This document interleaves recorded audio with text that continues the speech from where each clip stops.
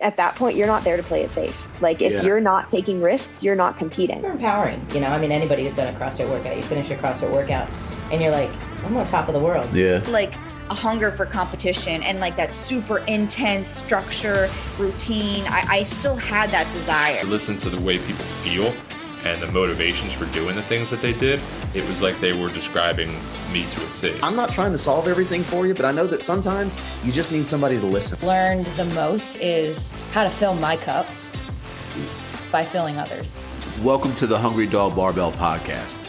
Join me as I talk with passionate people about their life's failures and successes, and most importantly, what keeps them hungry for more.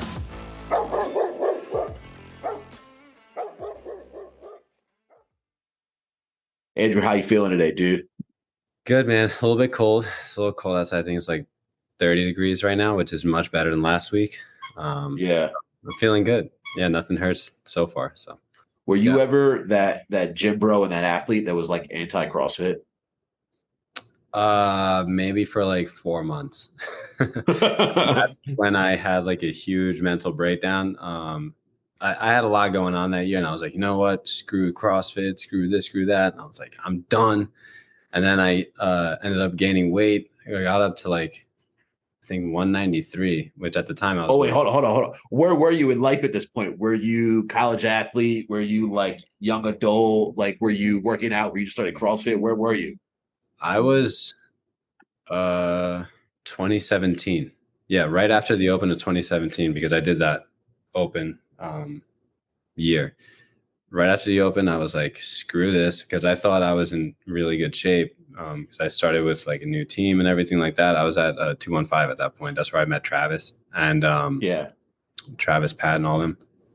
And I was like, I got demolished by this one girl, Michelle Kwok, back. She was a high school friend of mine, and I did the Open here at CrossFit Steam at that year. And this other guy, John Mancini, that's actually where Nick Palladino was also. So oh shit, I was like, how are they doing this? Like, how did they finish 3 minutes in front of me? Like, this is ridiculous. This isn't worth it. What the hell? So then I was like, you know what? I'm going to take a break. 4 months, anti-CrossFit. Like, no, I'm not doing this ever again, blah, blah, blah. And then I was like, you know what? Whatever. It is what it is. I had like a mental shift. I'm like, you know what? Let's just get back into it. We'll see what happens. Find a gym to coach. And from there, I was good after that. Did you move to another gym at that time? Yeah. So that's the same year. That's the whole time period was when I moved back up north. So then, you know, I officially like started my my training at CrossFit Steam. Eventually I became a coach.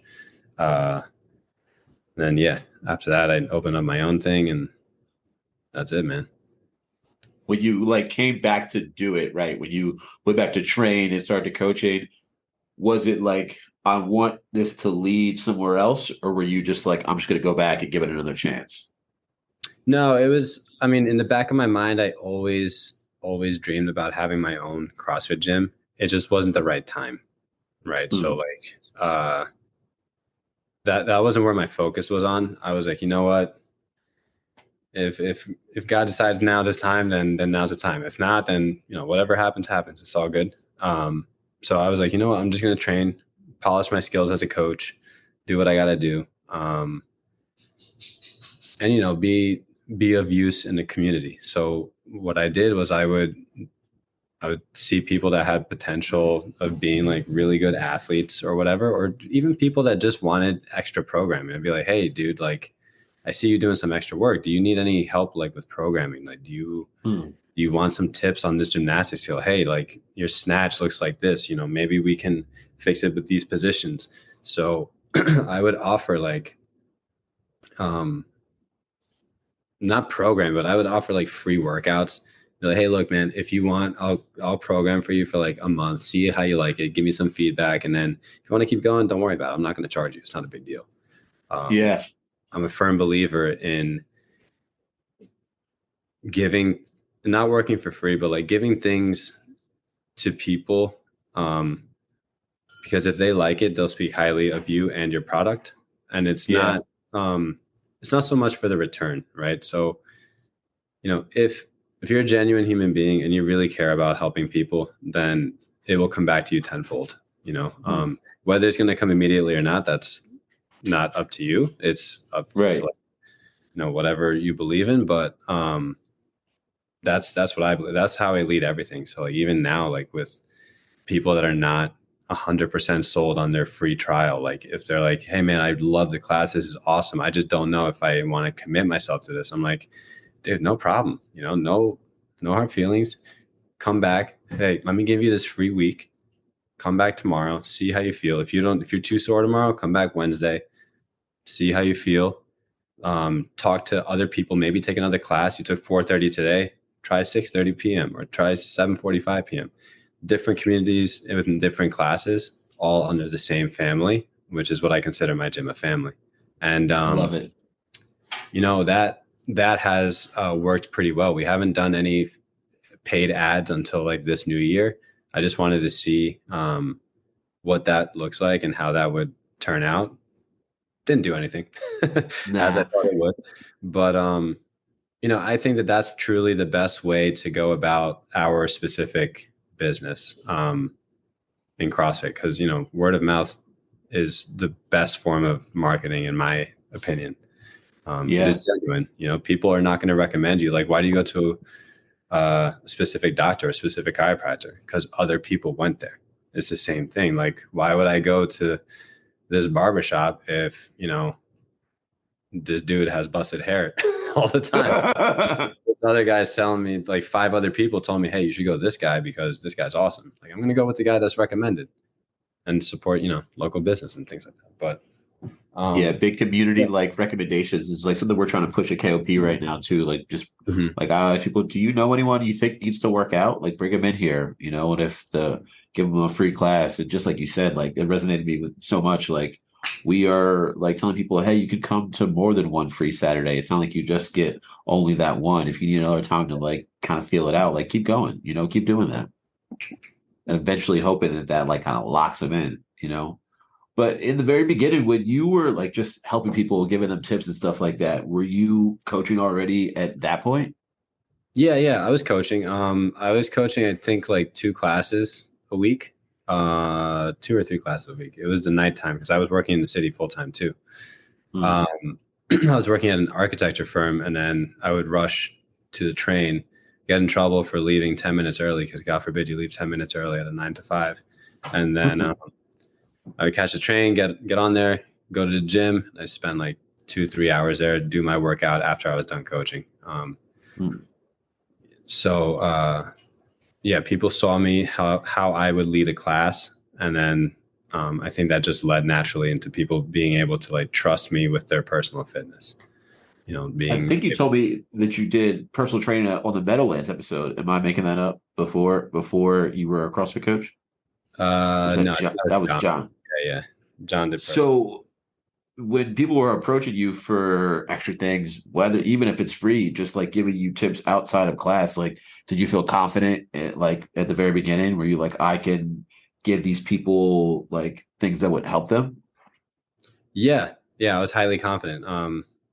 Because at that time I already had like 3 years of coaching under my belt. So I was like, it's not that hard, to like not really put people on a strength program. I was very clear that I'm not a weightlifting coach. I am not like a strength-based coach. I know how to program endurance and CrossFit. And I was like, look, I can get you better at CrossFit, but I'm not going to say that I can get you to a 335-pound clean. That's not going to happen. I mean, could it happen? Yeah, 100%. But it's not going to be because I have you on some specific strength cycle. It's going to be a byproduct of us just getting fitter, Yeah, exactly. Just based on like us just doing it every day, like there are people at my gym now that are PR. Like for today, we did a 3-rep max hang clean at the end of a workout. People did 5 pounds more on their 3-rep max than they did on their 1-rep max hang power clean 2 months ago. So I'm like, guys, this clearly works. If you look at the data, like Glassman says, it's all data based. If you see your results and look at the data, it's very clear that everything is going upwards, right? It's not because I'm sort of genius. It's just because like there's a methodology that we follow and it works, you know. Right. Functional fitness That's works. fitness is the base of the pyramid. I mean, nutrition is the base, but that's what leads to, fitness and just doing things constantly varied there. So you talked about you're going to know when it's time. When did you know when it was time to open a gym? Is there something that happened? Is there an event? What made you realize that it was time? I won't go into details in the podcast, but it was just time. I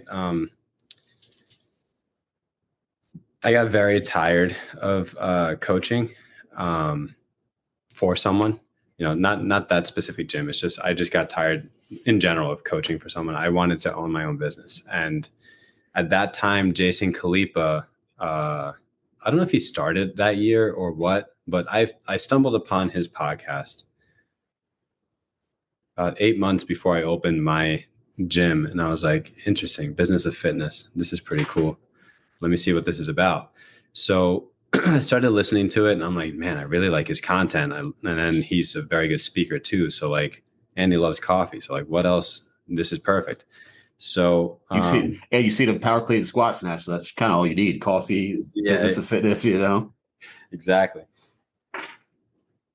So I was listening to that very diligently. I'm pretty sure I listened to every single episode that he put out. Just because it was such great content, man. Like he really just put everything into perspective on what you need to look for in a gym business and what he did that was incorrect or like a mistake that he made and how he would have done it differently. So like listening to all that stuff, it got me super motivated to start looking for spaces nonchalantly because I wasn't going to rush it. Looking at different avenues on how I could like finance this project. I had really great friends. Shout out to Stan and Pepper, who, believed in me from the start and really helped me take off, and other people as well. You know who you are if you're listening, but, all of that combined, at some point I was like, you know what, it's either now or never. So the gym that I was at, I was like, these are my 2 weeks. Realistically, I was actually just like really burnt out from coaching there. I just didn't want to coach anymore. And I didn't want to have a repeat of 2017. So I was like, look, guys, I have some personal issues. I would much rather just not coach right now. And then at that point, I didn't have anything set up. Like there wasn't a physical gym. There wasn't anything. I actually didn't do CrossFit for a month because I didn't want to work out at that gym anymore. And no offense to them, it was just, I just needed a break from people there and just like CrossFit in general. Again, it was more of a personal thing when I left. And then I started dropping into different gyms here and there in the local area. I talked to John Bavacqua from CrossFit Hoboken, who I have to give a lot of credit to for helping me as well, because he gave me a lot of mentorship on how he thought that it would be good to open up a gym and what he thinks would help me to be able to get more members from the start. So after about 2 months, I found a spot. I was like, you know what, let's do it. Screw it. I put in a deposit, and then from there, the space was a shit show. I had to install a toilet. Man, I learned a lot, bro. I had to install. Wait, hold on, time out, because I want to go into all that stuff, but I have a specific question about like the space too. Yeah. Before we go into that, do you have any like big takeaways? Let's say like this: do you have like 1 or 2 big takeaways from the Business of Fitness podcast that you learned from Khalipa, like over that time period? I know it was a few years ago, but do you remember any like big takeaways that you took into your business ownership career? Yeah, 2 of them. Be a genuine human being and don't bullshit people. Hell yeah. Like he's very straightforward he comes from a sales, like a gym sales background. That's what he did when he was in, I think it was UC Santa Clara. And, his gym was very straightforward. He did everything manually, bro. Like all of the transactions he did manually. And he's like, you just got to be genuine. People will react well to genuine conversation, genuine people. So if you have good intentions, just make sure that, you know, you show people that, and it will come back to you. They will eventually join, whether they do it or not. At that point, that's fine. But he was like, it's expensive sport. You know, it's not your Planet Fitness, where you pay $10 a month and you show up like once a year and you're like, oh, I don't know why I didn't, you know, lose 20 pounds like I wanted to January 1st. You're like, well, you went there once a year. Here we're doing, we have like accountability. You have different people in your class that'll hold you accountable. Yeah. Why it's important to lead from a genuine standpoint, because then you attract genuine people, and then that attraction of genuine people will result in genuine results, and everyone's gonna look naked. That's what we want, right? You get that investment from people, like not just monetarily, but also about their accountability, being accountable to themselves and others, and then that provides like these results that we are able to see in so many people. You know, that's also, those are two great takeaways. Then, and then back to the space, like at that time period, what were you looking for in a space, if you can remember? Like, what was it that you were like, oh, this is what it was, outside of just monetary? Because I'm sure that was a big, you know, factor behind it. That was a huge factor. That was very limiting. But you know, it was humble beginnings, man. I still to this day have zero idea how we made it past COVID, but you know, we're here now, so it doesn't matter.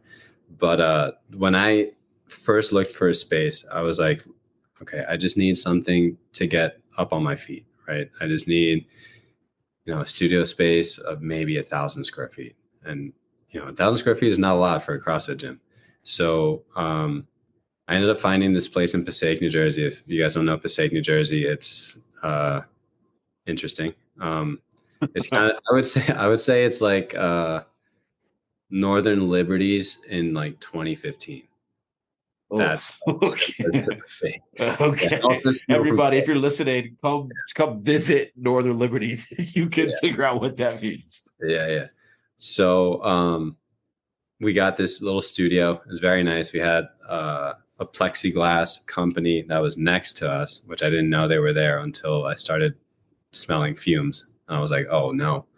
And then we took out that because the wall didn't go all the way up. It was like one of those partition walls. So and the best part about it was that it was wood floors. So I was like, oh, it's all right. We'll make it work. Whatever. We'll just put mats down. It's all good. So then, you know, I signed a lease, whatever, did all that. The other thing that I needed to make sure that the space had was high ceilings, because I wanted to be able to program everything that I needed to, except for rope climbs. Rope climbs I wasn't too concerned about, because you don't really see that too often in the open unless you're doing quarterfinals. At that point in time, they didn't have quarterfinals. They just had the open. So I wasn't too concerned. So the open and stuff like that was in your head as you were making these decisions about how you were going to program and run your facility? Yeah, correct. I mean, I knew that this CrossFit gym that I was about to open was something that would consistently do the open at a very high level, and that we would have a lot of buy-in from the community. Like, I want everyone to be able to, you know, do the open and experience what that is, not only just watching it or not only just doing the workout in class because we're doing it anyway on Friday, but actually being in it, getting excited to put your score in, like seeing your name on a leaderboard, like that. All that stuff is fun. You know, I find it fun.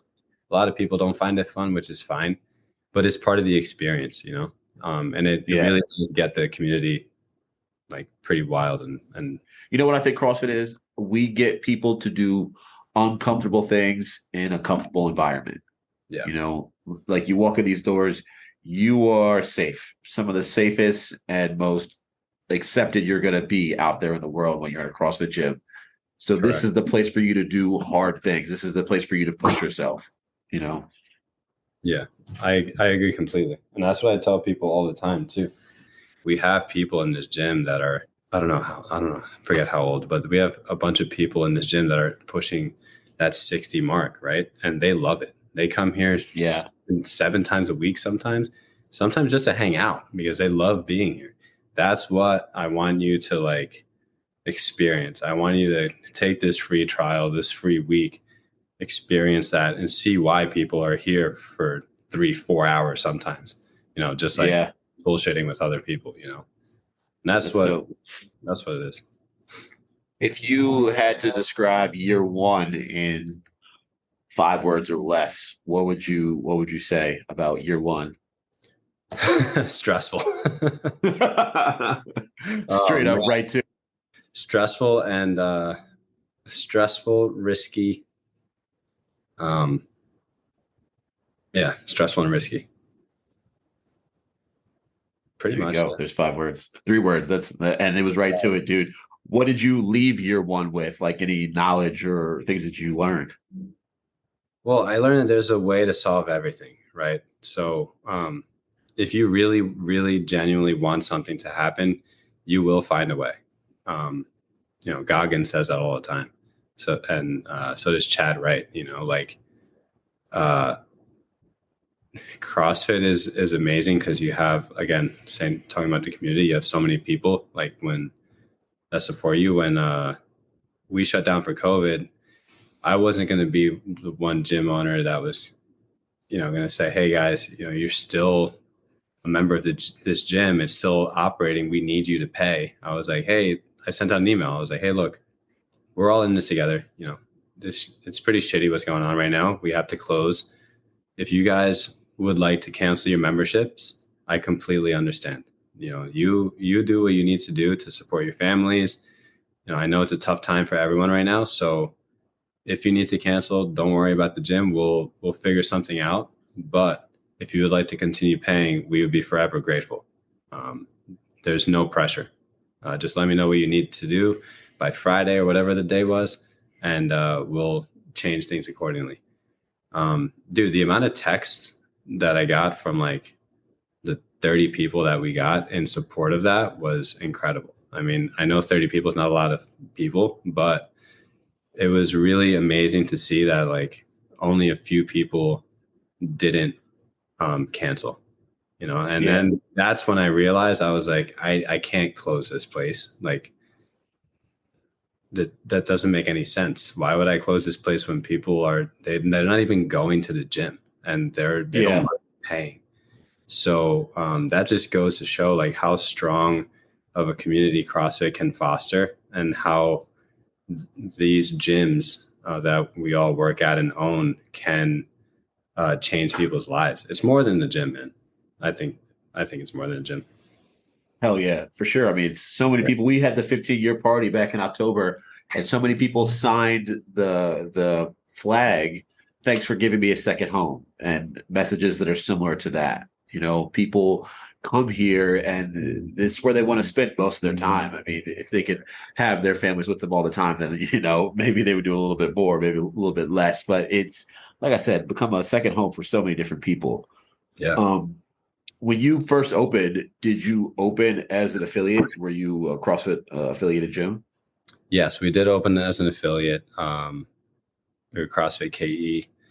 I tried doing the open, but at that time I was like so strapped between like running the business and doing what I could do, and all of the other stuff that I had to do, that I didn't focus too much on the open. But we did it. That's when the open was in October, man. Do you remember that? Yeah. Oh my God. Terrible. That was the worst. That was the worst time. I'm so glad they went back to the old way. Yeah, dude.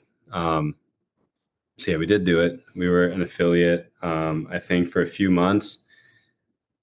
And then, things got pretty bad with COVID. And that's the point that Glassman made his whole thing with whatever he posted on Instagram. And everyone was like, oh, I de-affiliate. And I was like, oh, this is the perfect time. Okay, let me just take a break and like make some money so I can like find another location. Because at that time we had to be out.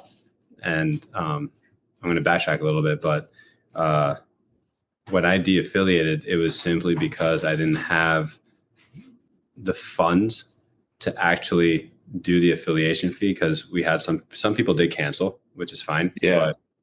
But, I was putting all of my savings, all of my money, all of my paychecks into the business. Into just paying the bills. And credit cards and everything, dude. Like everything was going to my business so that I can save some sort of money. It sounds weird, but I was paying my current location so I could save some money and be able to put a down payment for the next one, which is our location right now, which was 10 times bigger than what we had. Damn. So again, I still, to this day, I have zero idea how I came up with that much money. But I think, through personal training, working hard, and, just having faith that things were going to work out. I prayed a lot those few months. Things ended up being okay. And, I met the guy that shares the space with me, Carlos Guzman, and we were able to get a deal going, and we got this space now. So ever since then, it's been great. Damn. That's a tough time to be going through that, bro. Like that COVID time. Like people think it was just the first wave, but like all throughout 2020, 2021, things were just at a standstill for people that are in an industry like ours, with no answers coming anywhere. It's for sure. I mean, I was one of the few gyms that were just like, screw this. We're just opening anyway. We'd just come in through the back door or whatever. We put a mirror film on the front of the windows, just in case, because the space that we were in, this newer space that we're in right now, it was 10,000 square feet. So, our side is 5,000 square feet. So you can have one person here and another person 60 feet away. And that's fine. Like I cannot cough hard enough to get my germs over to you. So it was fine. And people slowly started coming and felt better and better. So, it ended up being okay. I'll just say I've been exactly there with the maybe open when you're not supposed to be, air quotes, and keeping people a little bit further apart. Been exactly there. We had to do what we had to do at that time period. Before we start talking about the new space though, dude, when you first affiliated, you opened a gym. I don't know if people know this out there, you have to write in a letter to CrossFit and all these other things. It's a process. As far as their return to you, did you feel like you were supported? Did you learn anything? Did they give you resources for you to be able to run a successful affiliate? Yeah. A lot of people give CrossFit a lot of shit. And I will say sometimes I do that as well. But I have to commend them on that time period because they were extremely helpful and gracious towards what I was going through at that time. I basically emailed, I think it was Paul Tremblay. Yeah, that's who I was corresponding with. Shout out to Paul. He was like, hey, because at that time also my L1 was about to expire, and then that's when I met you. So he was like, hey man, look, your L1 is about to expire. You need to get this sorted out. I'm like, dude, look, I really seriously, I do not have the funds right now or anything. We just moved to a new location. I want to be a CrossFit affiliate. I just really can't afford the $3,000 that you guys asked for up front, which at that time, and still to this day, I'm like, that's a little ridiculous. $3,000 at once. I'm like, come on.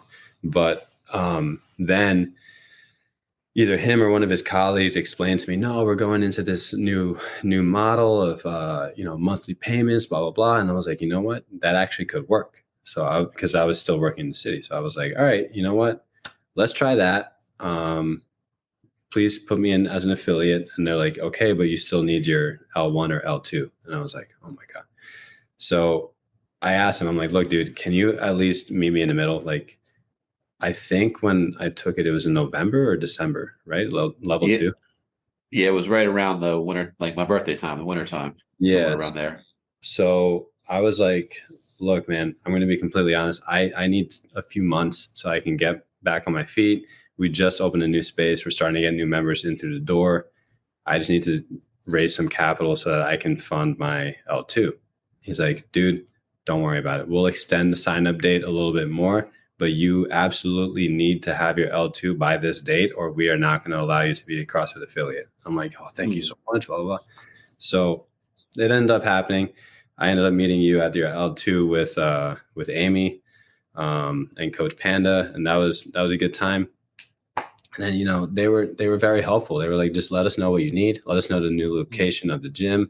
We'll take care of everything on the back end. So, they were extremely helpful in that sense. And I'm happy that they were able to like hear me out as a struggling affiliate owner at the time and work with me to like be able to be part of this like community and this company, you know? So as much things as they don't do correctly, no, they do try to help out the affiliates as much as possible because they are humans as well. So I have to give them a lot of credit for that. That's awesome. I mean, that's great to hear, right? Like you talk about it, like I give crap to CrossFit too. Like we all do. We all are, because we care about it, are like online critics, you know? So for the people that could give it up and recognize when they're doing something amazing like that, you know, that's really dope. So what was the catalyst for you to go to the bigger space? What told you that it was time for that? It was, so part of it was when people didn't stop paying, you know, we had, I think 22 people that didn't stop paying, which was enough for me to be able to still save money and, you know, figure out whatever I needed to do for the rent for the old space. So, so yeah, I took that as a sign. And I was like, you know what, I can't, in good faith, I can't give up on these people, and I can't give up on myself, on my dream of being a business owner and owning a CrossFit gym and just doing what I genuinely love to do as a job. Right. So I was like, look, I don't got kids. I don't have, at that time, I didn't have a girlfriend. I'm like, you know what, whatever, let's just do this. We'll see what happens. If it fails, it fails. It's not a big deal. So we signed a 2-year lease. I'm like, all right, cool. 2 years, not bad. So if it doesn't work, whatever, it's 2 years. I'll just go back to being miserable at 9 to 5. So that was the deciding factor for me. And then I put in my 2 weeks at work. I was like, you know what, let's do it, man. We're going to rock this ship and we're going to do it well. So far, so good, man. Hell yeah, man. Like, are you a person that is always like, have you ever been scared to go all in before that? Right. At that time, COVID was still like up and down and people were like, yo, wear a mask or don't wear a mask, do this, do that. So it was very scary, but I had this weird feeling in my gut. And you know, I just, like, all the signs were just pointing to do it, man. So I was like, I can't ignore this. Something that's telling me to do this. And I just need to follow that. And you know, it'll all work out eventually. Yeah. They say when you ask God for something, right, he puts the obstacles in front of you to like test your resolve and test your dedication to it instead of just making the path for it, you know? Yeah, So correct. it sounds like that's what you were going through at the time, you know? Yeah, dude. I mean, the big man spoke to me in many different ways. And instead of ignoring it, I just, you know, trusted that, you know, the plan is already written, right? I just have to put in the work and fulfill that plan. So that's not to get all religious, but that's what I did, and that's what I still do. So yeah, so far it's been working to my advantage. it's awesome, bro. And then I hope it keeps going. You know, I hope it keeps going for all of us. Dude, so let's talk about a little bit of the fun stuff here at the end of the episode. CrossFit Open, we're in that season right now here. What are you guys doing over at your gym for it? Like, are you guys breaking up into teams? How do you guys tackle that? This year we're going to do teams. Yeah, we've had a few people ask me to push the teams thing. Last year I was going to do it and then I just forgot about it. But this year we're going to do it for big. We're going to do Friday Night Lights. I think those athletes that want to go to the next level, like myself and a few other individuals, we're probably going to do it on Saturday, just because I really like being there and just like being in it. Like, I like judging people. I love getting the floor set up, and it's just stressful for me to like, and exhausting going from setting all that up for like 40, 50 people to doing my workout and trying to do it at a high level. Right. So we're gonna break it up a little bit differently this year, but main thing is Friday Night Lights with teams, and we're gonna do like a nice little prize at the end of the Open. Hopefully we got a lot of quarterfinals people now that it's 25%. I think we'll get a good amount. Does that cheapen the value of going on to quarterfinals? I don't think so. I think it still gives people it gives a lot more people the drive to do the open and like have a goal to shoot for. I do think they're going to have to get extremely creative with programming, because like I think it was either in your podcast or someone else. I forget who it was. I listened to your last one with the coach from an owner from Raid, and I think it was Justin. We talked about this a lot. Yeah, he was saying like last year, for example, we had pistols and bar muscle ups and rope climbs and all these GHDs. Like, dude, the one GHD workout 3 years ago, I couldn't work out for 3 weeks after that because so many GHDs. So take me that I compete fairly often, and take like a person that doesn't compete very often but is a quarterfinal athlete, let's say top 15%. They're not used to doing 200 GHDs. They are going to be immobile for like a month, you know? So I think that I'm excited to see how this shakes out programming wise, just because I don't know. I think my dog's about to lose her minds, but I think that the heavy weights are going to come regardless. I think the gymnastics are going to have to be very specific, probably like a chipper style workout where it'll just get progressively harder. And if you don't make it there, you don't make it there. I think that's probably the most. I like making predictions, man. So I'm going to make the prediction that 16-1 is going to be the repeat workout for this year. What's 16-1? Is that the overhead walking lunges? Yeah. And double unders? Oh, no, I'm into that. This one was 20-minute AMRAP, overhead walking lunge, 25 feet, 8 burpees over the bar, 25 overhead walking lunge, 8 pull-ups. Oh, pull-up. Was it pull-ups or was it chest to bar? Chest to bar is the RX. That's what they do in the open. They usually, because pull-ups are a little bit hard to standardize, but if you say your chest has to touch the bar, that's an easy standard. I like that. I'm into that. That was the first year I did the open as RX. I did it 2015, and they had the bar muscle ups and snatches in that one workout, and I couldn't do them, so I scaled most of the workouts. 2016, I was able to do them all RX. So I'm into that. I'm here for it. I think T is back on the podium. I think it's going to be very hard for her to get back on the podium. Ooh, you think she's got a lot of work to do to go through Laura and Emma? Yeah, I think I don't even think it's just them. It's just, dude, the women's field has gotten so like tight knit.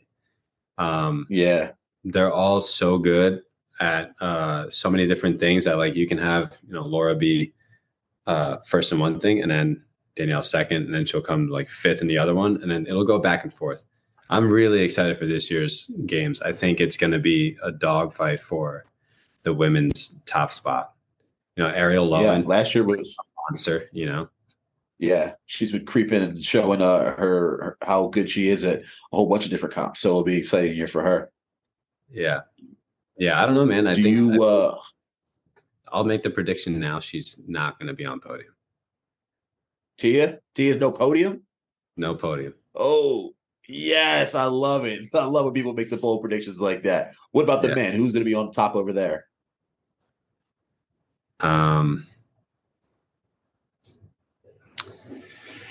I think Roman's going to come first. Yeah. I think he's just training really hard right now. And just based on like my experience like with swimming, like mid-season meet, we never really rested, and I don't think he was rested at all for Wodapalooza. Ricky Garrard, I think, has a shot at first as well. He'll probably come in second or third. And Pat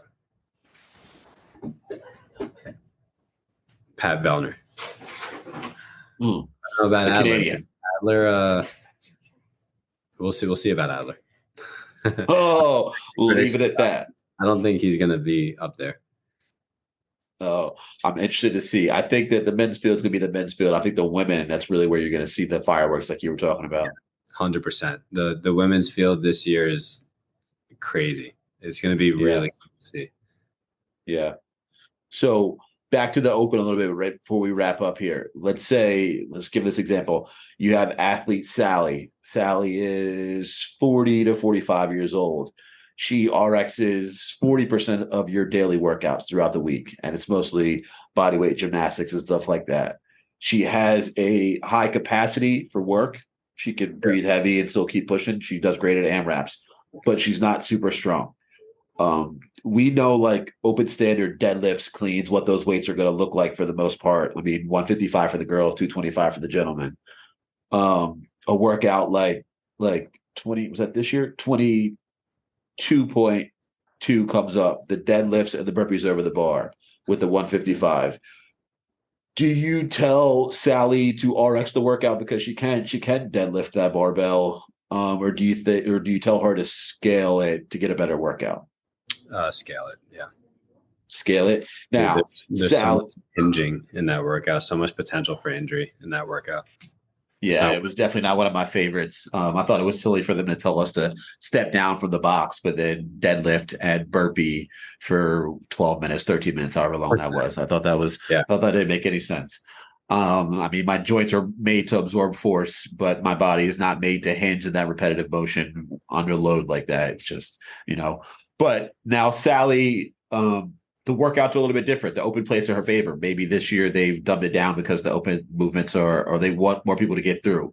Now, if she qualifies for quarterfinals, you know that they're going to come with the heavy weights and the higher level gymnastics. And that 2 or 3 week gap in between is not enough time for someone to learn these skills. Do you tell her to sign up for quarterfinals, or do you tell her to wait a year? I would have a serious conversation with her and see what her like 3, 4, 5-year goals are for CrossFit. I'm like, look, dude, if you want to be a competitive athlete, I 100% support your decision of doing quarterfinals. I think you should do it. But if there's a weight, like if you clean 125, right? And there's a weight on that bar that's supposed to be like a clean ladder, for example. I think it was like 15-1 or whatever. And you go and you approach a 185 barbell. No, don't pick it up. Like just take that as a learning lesson. And then we'll approach that in programming this whole year. We'll work on that. I'll push you to that point where I'll be like, look, remember where you were this year, 185, you couldn't pick it up. Now we got to work to get to that point where we can pick up the barbell. We can at least try and get under it. And then the following year, you'll be able to really nail that 185. I think it's important for people to put themselves in uncomfortable situations like that. Even though the result is definitely not going to be what they want, you need to have that. You need to have losses. You're never going to have wins if you don't have losses. So I would say, go for it. And then just don't beat yourself up too much about it. Yeah. I think people in today's world, especially the CrossFit world, are used to just getting like everything they want right away. Like I can sign up for this. I'm going to go sign up for this. This is what's happening. It's like, well, did you take any time to actually evaluate what would be the aftermath of it? And then continuing on, Sally now is pissed. She says, F you and leave your gym. What do you do? I'm just kidding. Just don't leave me like a 2-star Google review, because I did tell you to keep a positive mentality. Right. Like there's some people out there, it's not going to work out with everybody in everything that you do. If you have consumers and stuff, it's just not going to work out with everybody. And I think it goes back to what you said earlier. If you are being genuine and honest and really like providing a service to people because you love it, then like you can't fault yourself for the people that are leaving because they're not ready for that. Especially if you said, they talk about the level 2, setting the standard from the beginning, and maintaining that standard. If you do that, then you can't fault yourself when that person is not ready for those things, Yeah. I mean, dude, that's the beauty of CrossFit. There's so many CrossFit gyms in the area, this community, I think, is the best community in the area, but it might not be for you. And, if you tell me what you expect from a gym, I can direct you to different gym. I don't have a problem doing that. Like I'll say, hey, go to this gym, go to that gym, whatever, because I'm friendly with pretty much all the owners around me. We're all here to win, So like, I don't see why there's so much drama in some other places. I'm like, dude, I get it. We're all adults, where one person comes, another person leaves. That's cool. Like do your thing, and I'll send people over. It is what it is. Like I said, come back in like tenfold. I mean, community is everything. And if you truly believe in yourself, you don't have to downplay somebody else to big up yourself, you know? Yeah. I mean, So, I do, I recommend KOP to everyone, bro. KOP. hell yeah. Yeah. I'm like, yeah, if you're in this area, go to KOP. If you're in this area, go to Conchi. Ideally, you're going to be in a season of growth where things are coming together for you. What are you hungry for the gym and the business right now? Yeah. So a big goal for me this year is just to pour more into the gym. For me, this year is all about giving back. So that's what that's my theme for the year. I want to give back to the community I'm in, Lyndhurst, New Jersey. I would like to give back to the community of members that I have. I want to give them opportunities to grow as athletes and to really have fun with each other. We just got a remote admin person to help me not have to stress too much about the day-to-day stuff online. Awesome. I'm going to be a lot better on social media. Hopefully we'll be able to hire someone pretty soon to run social media for us. And then just getting more equipment, like getting the Concept 2 bikes, getting more rowers, getting more ski ergs, colored plates, little things like that, people are like, they see me do a lot of work in the gym because I never leave, but I would like to actually give them material objects to show them like, look, this is where your money's going. Like, this is why we're priced the way we're priced, because we have the most equipment, because we have the best equipment. We have amazing programming. We do these events. So that's giving back is a big goal for this year for me. And obviously, get more members so you can give back to them, right? Exactly. Yeah. You got to have people on the doors for you to be able to provide the service for them and solve the world's most vexing problem, as Glassman said. Yes, correct. Stop drinking. Hell Coke. Yeah. Stop drinking Coke. Oh my God. People that don't know about the absolute war between CrossFit and Coca-Cola and the campaign they did try to slander it. Like, go look that stuff up, for everyone out there that doesn't know about that. But all right, dogs, it's been another great episode. We got Andrew Reimon back on here talking about all things fitness and running a gym. I think it's been a great one, man. Andrew, you have anything last words for the people? No, just stay fit, stay good looking. Stay fit, stay good looking. I love that there.